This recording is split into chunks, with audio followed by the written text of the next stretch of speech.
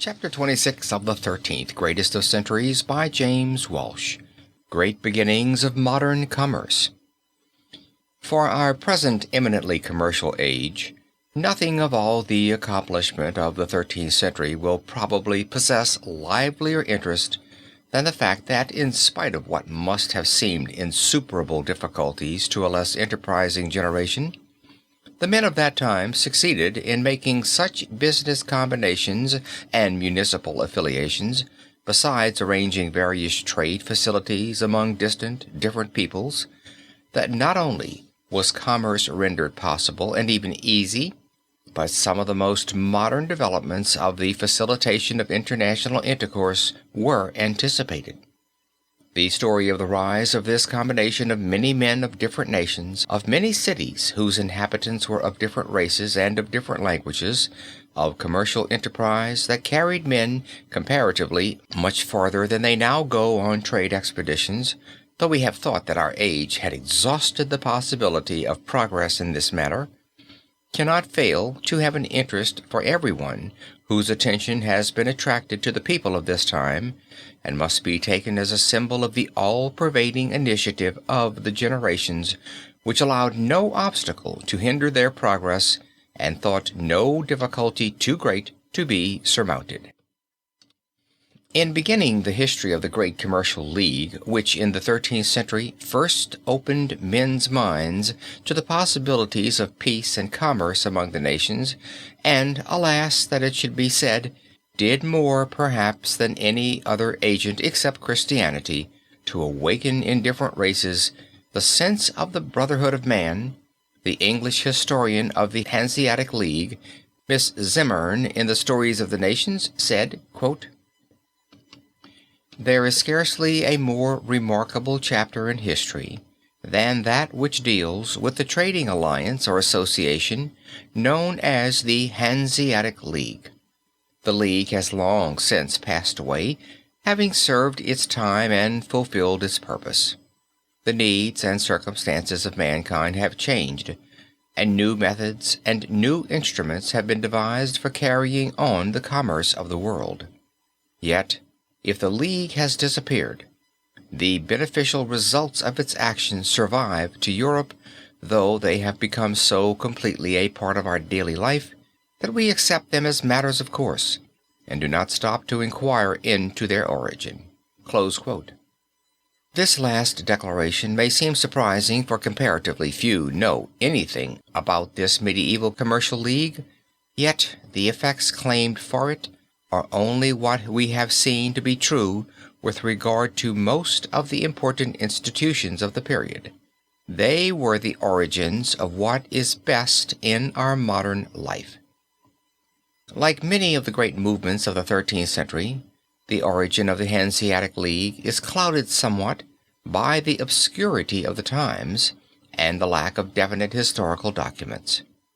There is no doubt, however, that just before the middle of the century it was in flourishing existence, and that by the end of the century it had reached that acme of its power and influence which it was to maintain for several centuries in spite of the jealousy of the nobility, of certain towns that did not have the same privileges, and even of the authorities of the various countries, who resented more and more as time went on the growing freedom and independence of these wealthy cities. The impetus for the formation of the League seems to have been given during the Crusades. Like so many other of the important movements of the time, commerce was greatly influenced by these expeditions, and the commercial spirit not only aroused but shown the possibility of accomplishing hitherto impossible results in the matter of transportation and exchange. The returning Crusaders brought back with them many precious Eastern objects whose possession was a source of envy to others, and whose value was rated so high as to make even distant travel for them well worth while. The returning Crusaders also knew how cheaply objects considered very precious in the West might be purchased in the East, and they told the stories of their own acquisition of them to willing listeners, who were stimulated to try their fortunes in expeditions that promised such rich rewards. Footnote: the term Hansa was originally employed to designate the sum of money which each of the cities was compelled to pay on becoming a member of the League, and it is thought to be from this that the term Hansa and Hanseatic League were eventually derived. Besides, the Crusaders, on their return through Italy, had observed what was accomplished by the League of the Lombard cities, which had been in existence in a more or less imperfect way for more than a century, and at the end of the 12th and the beginning of the 13th century had begun to provide an example of the strength there is in union, and of the power for good there is in properly regulated combinations of commercial interests, with due regard for civic rights and privileges. This League of the Lombard cities was encouraged by the popes, especially by Innocent III and his successors, who are usually said to have given it their approbation for their own purposes, though this is to look at but one side of the case. The German emperors endeavored to assert their rights over Italian territory, and in so doing came into collision with the popes not only in temporal matters, but also in spiritual things. As we have noted in the short sketch of the popes of the century, Innocent III was the first great Italian patriot and original advocate of Italy for the Italians. He constantly opposed the influence of the German emperor in Italian politics, mainly, of course, because this interfered with the power of the Church, but to a very great degree also because it proved a source of manifold political evil for the Italian cities. The Germans, then, who in the train of the emperor went down into Italy, saw the working of this League of Lombard cities, talked about it on their return, and were naturally tempted to essay what might be accomplished by the same means on German territory. These two elements, the incentive of the Crusades and the stimulus of the examples of the Italians, must be considered as at the basis of Hansa, though these were only seeds, and it was the nurture and fostering care of the German mind, which ever since the days of Tacitus has been noted as the freest in Europe, that gave the League its wonderful development. It is difficult to tell how many towns belonged to the Hanseatic League during the 13th century, but at the end of this period, Hansa, as it came to be called, was, as we have said, in its most flourishing condition, and we know something definite of its numbers a little more than half a century later. In 1367, deputies from all the towns met in the large council chamber of the famous town hall at Cologne to discuss certain injustices that had been committed against the members of the League, or, as the document set forth, quote, against the free German merchants, close quote, in order to determine some way of preventing further injuries and inflict due punishment. Altogether, the deputies of 77 towns were present and declared most solemnly, quote, that because of the wrongs and the injuries done by the King of Denmark to the common German merchants, the cities would be his enemies and help one another faithfully, close quote. The distant and smaller cities were not expected to send troops or even naval forces, but promised to give contributions in money. Such cities as did not take part in this movement were to be considered as having forfeited their membership and would no longer be permitted to trade with the members of Hansa. Lest it should be thought that the cities were incapable of enforcing any such boycott with effect, the story of the town of Lübeck must be recalled. Lübeck, on one occasion, refused to join with the other Hansa towns in a boycott of certain places in Flanders which had refused to observe the regulations as to trading. One of these was to the effect that such vessels as were lost on a coast did not become the property of the people of the neighborhood, though they had a right to a due share for salvage, but a fair proportion must be returned to the citizens of the town that suffered the loss. Lübeck was at the moment one of the most powerful commercial cities in Germany, and her citizens seemed to think that they could violate the Hansa regulations with impunity. For 30 years, however, the Hansa boycott was maintained, and so little trading was done in the city that, according to one old writer, quote, "the people starved, the markets were deserted, grass grew in the street, and the inhabitants left in large numbers." Close quote. Such a lesson as this was enough to make the Hanseatic decrees be observed with scrupulous care, and shows the perfection of the organization. The outcome of the war with Denmark demonstrates the power of the League. The King of Denmark is said to have scorned their declaration of war, and making an untranslatable pun on the word Hansa, called the members of the League, quote, "geese who cackled much but need not be feared." Close quote. The fleet of the League, however, succeeded in shutting off all the commerce of the coast of Denmark, and though there was a truce each winter, the war was renewed vigorously, and with summer many of the Danish cities were ransacked and plundered. At the end of the second year, Denmark was exhausted and the people so weary of war that they pleaded for peace, and Valdemar had to accept the terms which the geese were willing to offer him. This triumph of the common people over a reigning monarch is one of the most striking passages in medieval history.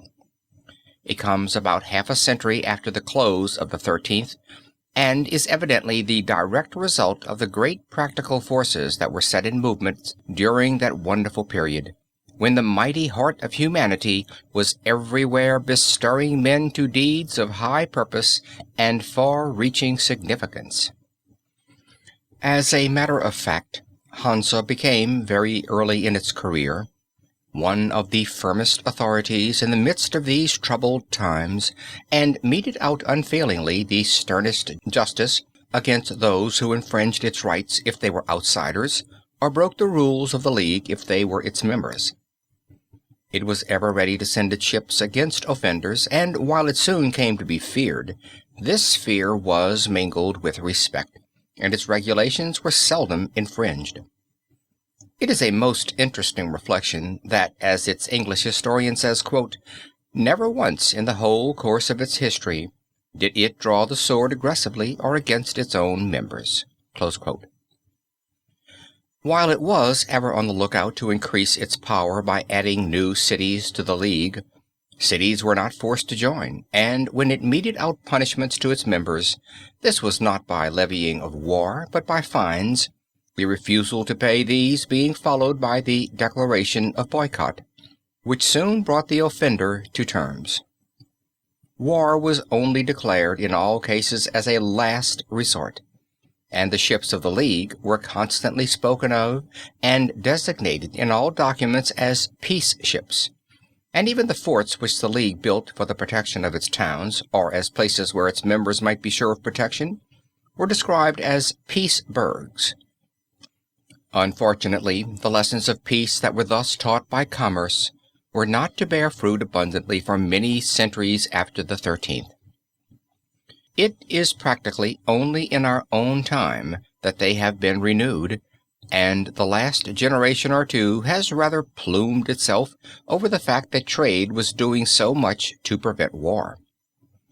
Evidently this is no guarantee of the perpetuation of such an improvement in national or international morals, for the influence of Hansa for peace came to be lost entirely after a few centuries. The cities themselves, however, that belonged to the League, gradually became more and more free and more independent of their rulers.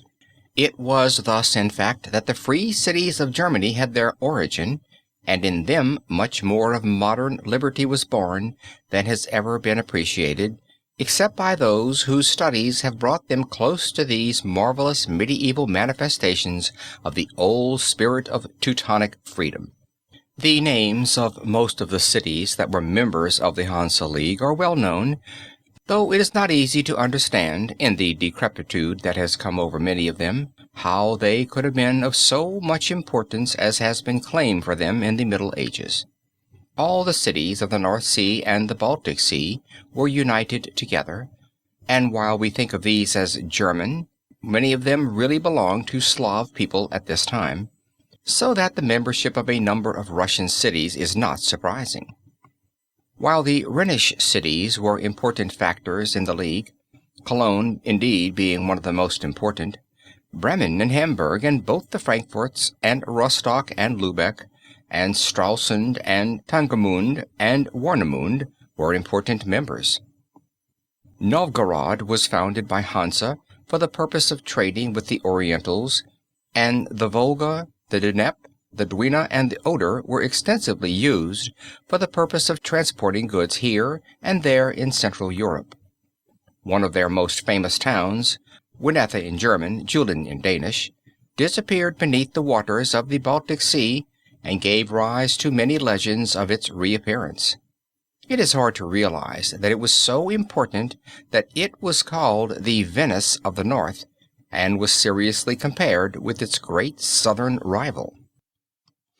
A good idea of the intimate relations of the Hansa towns to England and the English people can be obtained from the article on the subject written by Richard Lodge for the 9th edition of the Encyclopedia Britannica.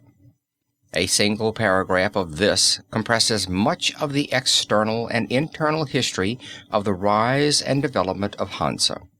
It was rather to be expected that the commercial relations between England and the various cities situated along the North Sea, as well as the Baltic and up the Rhine, would be active and would have to be submitted to careful regulation. Unless the modern mind is actually brought directly in touch, however, with the complex yet very practical state of affairs which actually existed, it will utterly fail to appreciate how thoroughly progressive and enterprising were these medieval peoples. Enterprise and practicalness we are apt to think of as the exclusive possession of much more modern generations. Least of all would we be apt to consider them as likely to be found in the 13th century, yet here they are, and the commercial arrangements which were made are as absolute premonitions of our modern thought as were the literature and architecture, the painting, even the teachings of science at the same period. Quote, "The members of this league, Hanseatic, came to England mostly from Cologne, the first German town which obtained great importance both at home and abroad. Its citizens possessed at an early date a guild hall of their own in London, and all Germans who wished to trade with England had to join their guild. This soon included merchants from Dortmund, Soest, and Munster in Westphalia, from Utrecht, Stavern, and Groningen in the Netherlands, and from Bremen and Hamburg on the North Sea. But when, at the beginning of the 13th century, the rapidly rising town of Lübeck wished to be admitted into the guild, every effort was made to keep her out. The intervention of Frederick II was powerless to overcome the dread felt by Cologne towards a possible rival to its supremacy. But this obstacle to the extension of the League was soon overcome. In 1260, a charter of Henry III assured protection to all German merchants. A few years later, Hamburg and Lübeck also were allowed to form their own guilds. The Hansa of Cologne, which had long been the only guild, now sinks to the position of a branch Hansa, and has to endure others with equal privileges. Over all the branch Hansas rises the Hansa Alamanniae, first mentioned in 1282. This article gives additional information with regard to the many and varied influences at work at the end of the 13th century. It furnishes in brief, moreover, an excellent picture of the activity of mind and power of organization so frequently displayed during this period in every branch of life. This is, after all, the highest quality of man, the development of associations of various kinds, especially such as are helpfully purposive, as the outcome of that social quality in man's mind which is the surest index of his rational quality. Succeeding centuries lost for some almost unaccountable reason much of this faculty of organization, and the result was a lamentable retrogression from the advances made by older generations, so that it was only in quite recent years that anything like this old international comity was reestablished. The extent and very natural development of this community of interests must ever attract attention. It is the first time in our modern history that it occurs, and men of some 7 different races and tongues were at last drawn into it. In this it represents the greatest advance of history, for it led to assimilation of laws and of liberties, with some of the best features of each nation's old-time customs preserved in the new codes. Its extension even to Novgorod, in what is now the heart of Russia, is a surprising demonstration of successful enterprise and spread of influence almost incredible. The settling of the trade disputes of this distant Russian city in the courts of a North Sea town is an evidence of advance in commercial relations emphasized by the writer in the Britannica that deserves to be well weighed as a manifestation of what is often thought to be the exclusive modern recognition of the rights of commerce and the claims of justice over even national feelings. The league between Lübeck and Hamburg was not the only and possibly not the first league among the German towns, but it gradually absorbed all others. Besides the influence of foreign commercial interests, there were other motives which compelled the towns to union. The chief of these were the protection of commercial routes both by sea and land, and the vindication of town independence as opposed to claims of the landed aristocracy. The first to join the league were the Wendish towns to the east, Wismar, Rostock, Stralsund, etc., which had always been intimately connected with Lübeck, and were united by a common system of laws known as the Lübisches Reich or Lübeck laws. The Saxon and Westphalian towns had long possessed a league among themselves. They also joined themselves to Lübeck. Lübeck now became the most important town in Germany. It had already surpassed Cologne both in London and Bruges. It soon gained a similar victory over Wisby. At a great convention in which 24 towns from Cologne to Revel took part, it was decided that appeals from Novgorod, which had hitherto been decided at Wisby, should henceforth be brought to Lübeck. Close quote. After much travail and vexation of spirit, after much diplomacy and political and parliamentary discussion, after much striving on the part of the men in all nations who have the great cause of universal peace for mankind at heart, we have reached a position where at least commercial difficulties can be referred to a sort of international court for adjudication. The standing of this court is not very clear as yet. Special arrangements at least are required, if not special treaties in many cases, even for the reference of such merely commercial difficulties as debt collecting to it.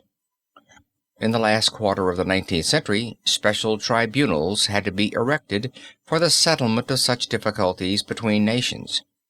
In the 20th century, the outlook is more hopeful, and the actual accomplishment is indeed encouraging. In the 13th century, with the absence of the telegraph and the cable, with the slowness of sailing vessels and the distance of towns, emphasizing all the difficulties of the situation, the Hanseatic League succeeded in obtaining an international tribunal whose judgments with regard to commercial difficulties were final and were accepted by men of many different races and habits and customs, and to which causes were referred without any of the immense machinery apparently required at the present time. This is the real triumph of the commercial development of the 13th century. While it may be astonishing to many modern people to learn how much was accomplished in this utterly unexpected quarter, it will not be a surprise to those who realize the thoroughly practical character of the century and the perfectly matter-of-fact way in which it went about settling all the difficulties that presented themselves, and how often they succeeded in reaching a very practical, if not always ideal, solution. The sad feature of the case is to think that most of this coming together of nations was lost by the gradual development of national feelings, much of benefit as there may have been in that for the human race, and by the drawing of the language lines between nations more closely than they had been before, for the next 3 centuries saw the development of modern tongues into the form which they have held ever since. Hansa did more than almost any other institution in northern Europe to establish the reign of law. If it had accomplished no other purpose, this would make it eminently worthy of the study of those who are interested in sociology and social evolution.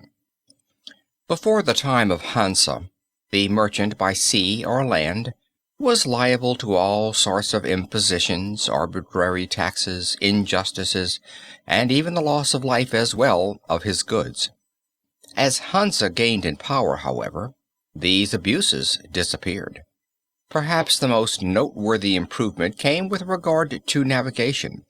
There is a story told of a famous rock in Brittany on which many ships were wrecked during the Middle Ages.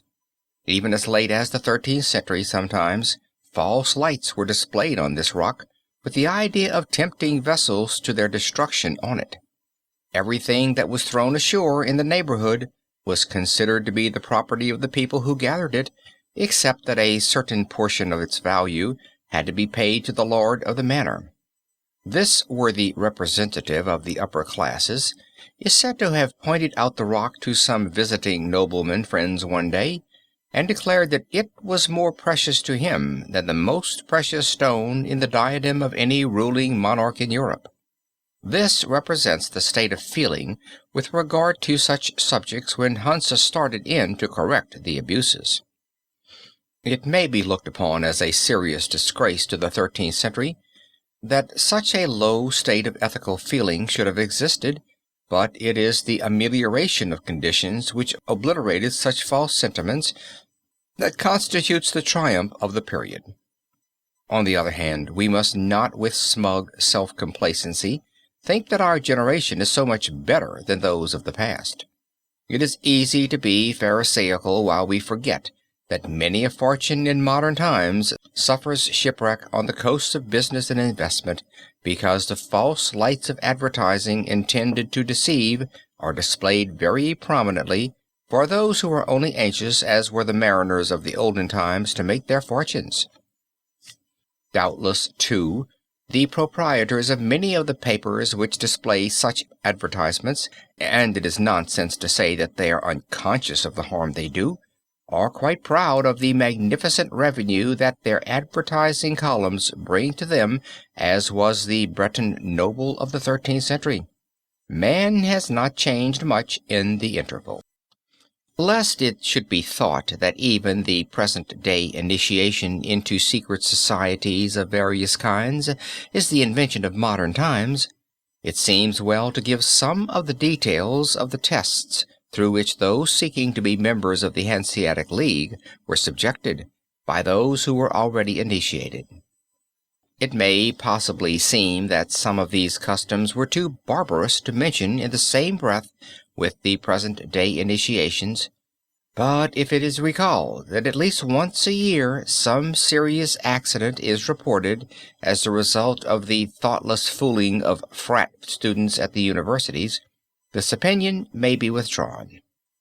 Miss Helen Zimmern, in her story of the Hansa towns, already quoted several times, has a paragraph or two of descriptions of these that we shall quote.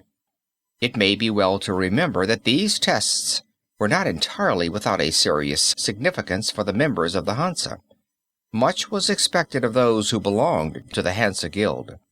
A number of precious trade secrets were entrusted them, and they alone knew the methods and mysteries of Hansa.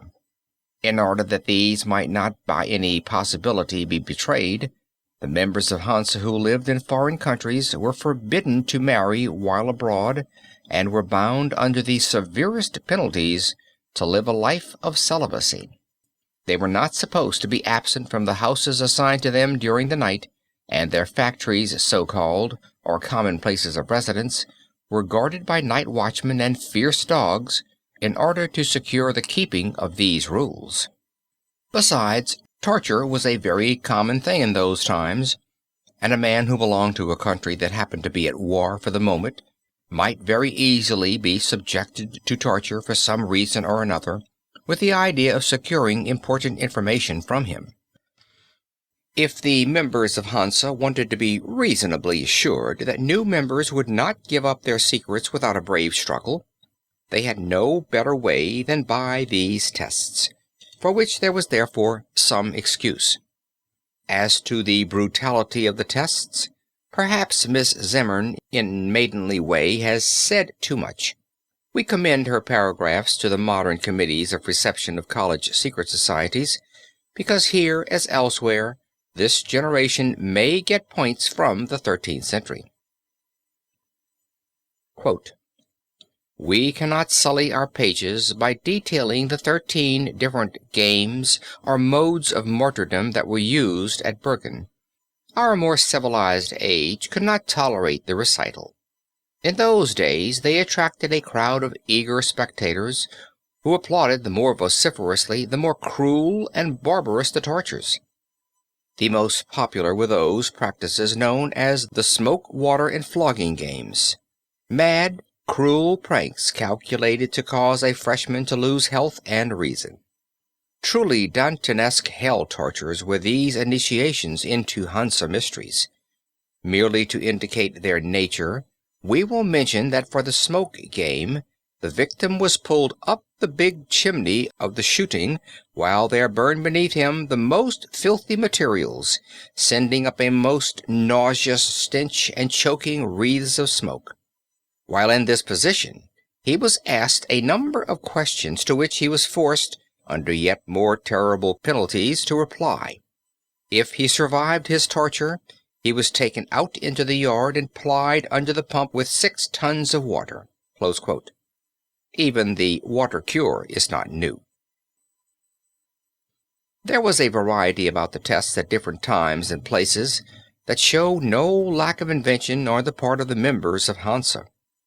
With regard to other water tests, Miss Zimmern has furnished some interesting details. Quote, "The water game that took place at Whitsuntide consisted in first treating the probationer to food, then taking him out to sea in a boat. Here he was stripped, thrown into the ocean, ducked 3 times, made to swallow much sea water, and thereafter mercilessly flogged by all the inmates of the boat. The third chief game was no less dangerous to life and limb. It took place a few days after, and was a rude perversion of the May games. The victim had first to go out into the woods to gather branches, with which later they were to be birched. Returning to the factory, rough horseplay pranks were practiced upon them. Then followed an ample dinner, which was succeeded by mock combats and ended in the victims being led into the so-called paradise, where 24 disguised men whipped till they drew blood, while outside this black hole another party made hellish music with pipes, drums, and triangles to deafen the screams of the tortured.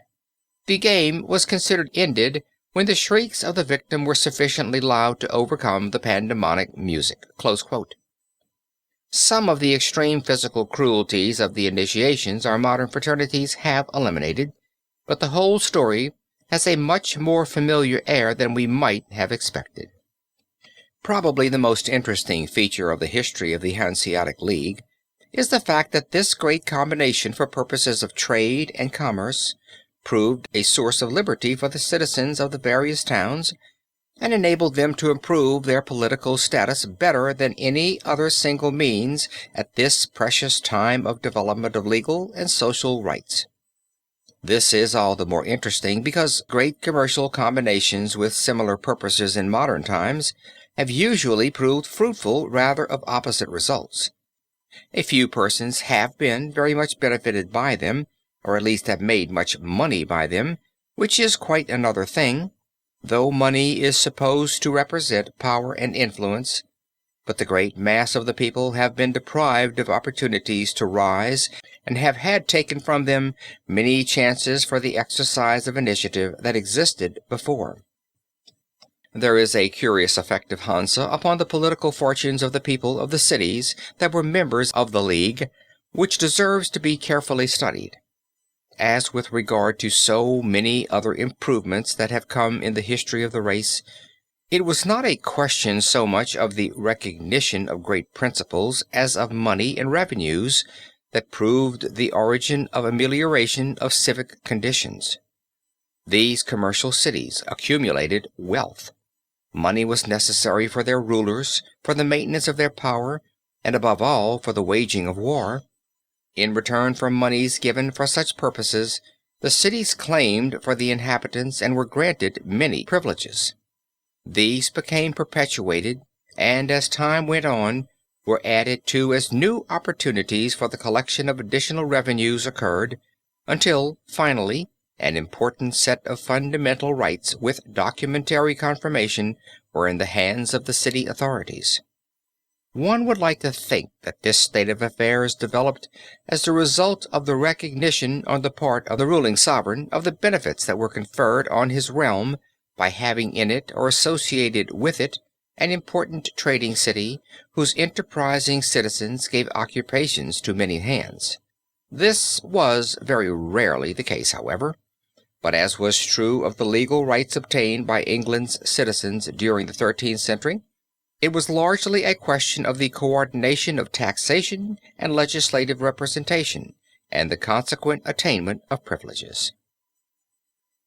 The most important effect on the life of Europe and the growth of civilization that the Hanseatic League exerted was its success in showing that people of many different nations and races, living under very different circumstances, might still be united under similar laws that would enable them to accomplish certain objects which they had in view.